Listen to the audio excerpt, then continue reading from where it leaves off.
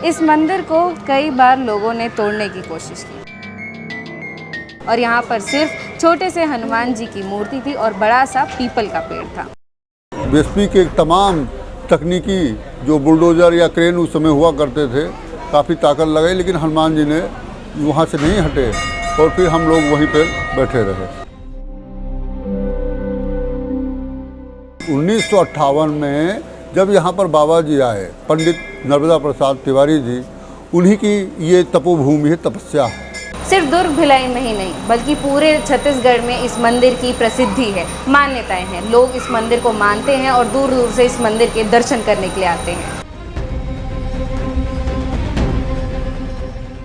यहाँ पर अस्पताल में जो डॉक्टर जिसको जवाब दे दे, उसको मृत घोषित करने के बाद उसके परिजन यहाँ पर आकर के हनुमान जी के पास आकर के मत्था टेका है और उसके पास जाते हैं तो रिपोर्ट उनकी नॉर्मल मिलती है, मरीज स्वस्थ हो जाता है।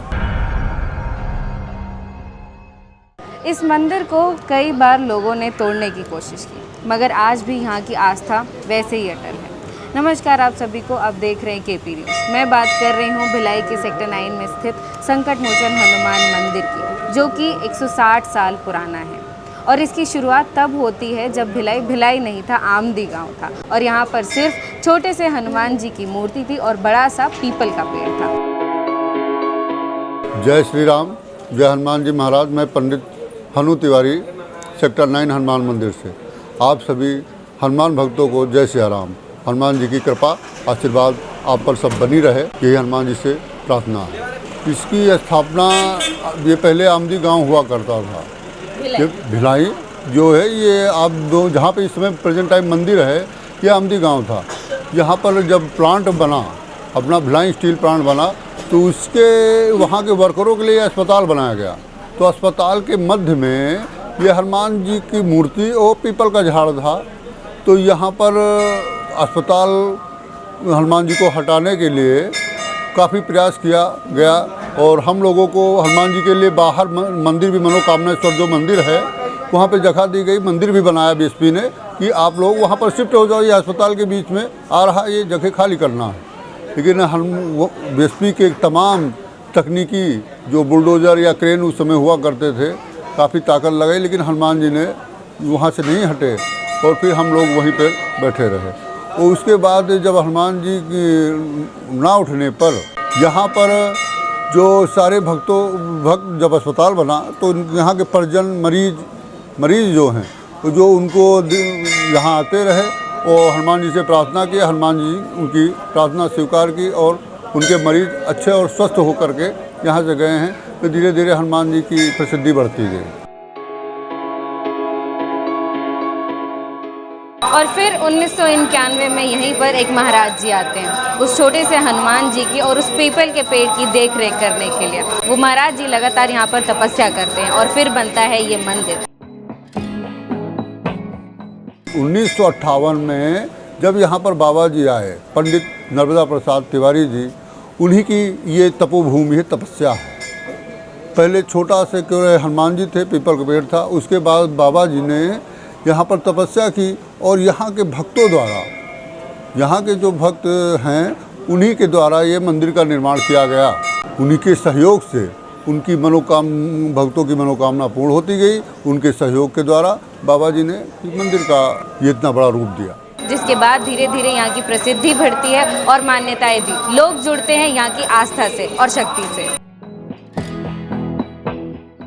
सबसे बड़ी प्रसिद्धि है यहाँ पर अस्पताल में जो डॉक्टर जिसको जवाब दे दे, उसको मृत घोषित करने के बाद उसके परिजन यहाँ पर आकर के हनुमान जी के पास आकर के मत्था टेका है और उसके पास जाते हैं तो रिपोर्ट उनकी नॉर्मल मिलती है, मरीज स्वस्थ हो जाता है। सबसे बड़ी प्रसिद्धि है।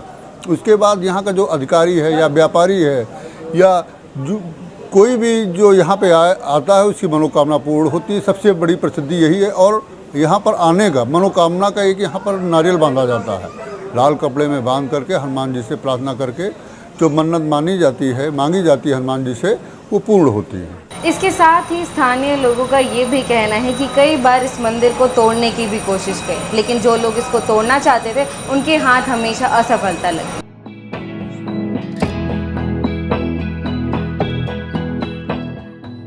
बीएसपी ने कई बार, देखो प्रयास तो एक ही बार किया है, और उसके बाद फिर जब हम लोग नहीं हटे तो बीएसपी के द्वारा फिर यहाँ पर थोड़ा सा वो किया गया, लेकिन अब तो सब बहुत अच्छा है। बीएसपी के लोग भी सपोर्ट करते हैं, सहायता मिलती है अस्पताल से भी और स्टेट ऑफिस से भी, और पूरे भिलाई दुर्ग का जितना सबका सहयोग मिलता है। सिर्फ दुर्ग भिलाई में ही नहीं बल्कि पूरे छत्तीसगढ़ में इस मंदिर की प्रसिद्धि है, मान्यताएं हैं। लोग इस मंदिर को मानते हैं और दूर दूर से इस मंदिर के दर्शन करने के लिए आते हैं।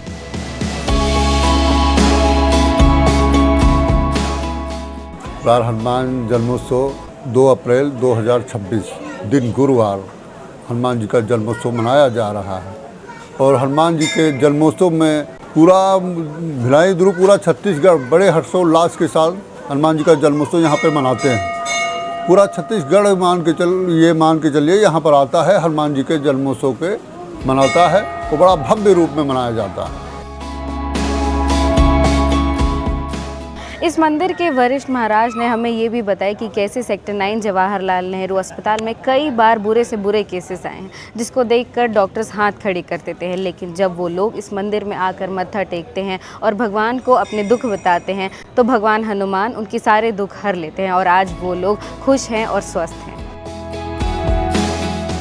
जैसे कि एक यहाँ पर CISF के जवान थे, उनका लड़का यहाँ पढ़ता था, तो उनके लड़के का यहाँ पर एक्सीडेंट हुआ पावर हाउस रोड पे, तो यहाँ पर लेकर आए, उसका पूरा भेजा जो है सर का अलग हो गया था। उसका डॉक्टरों ने उसको डेथ घोषित कर दिया, लेकिन वो उनके माता पिता फिर हनुमान जी के पास आए, हनुमान जी से प्रार्थना विनती की और आते रहे बराबर निरंतर।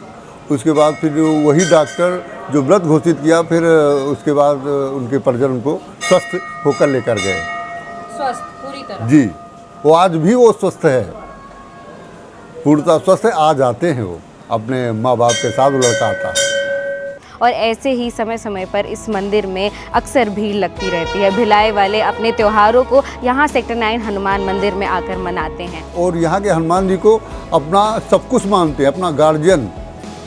अपने बच्चे का जन्मदिन भी मनाते हैं, तो यहाँ पर आकर के ही बच्चे का जन्मदिन से शुरुआत करते हैं। जय श्री राम और हनुमान जन्मोत्सव की बहुत बहुत शुभकामनाएं आप सभी हनुमान भक्तों को। जय श्री राम। कई सारे त्यौहार यहाँ पर बड़े धूमधाम से मनाए जाते हैं और इस बार भी 2 अप्रैल 2026 को हनुमान जयंती भी यहाँ पर काफ़ी धूमधाम से मनाई जाएगी।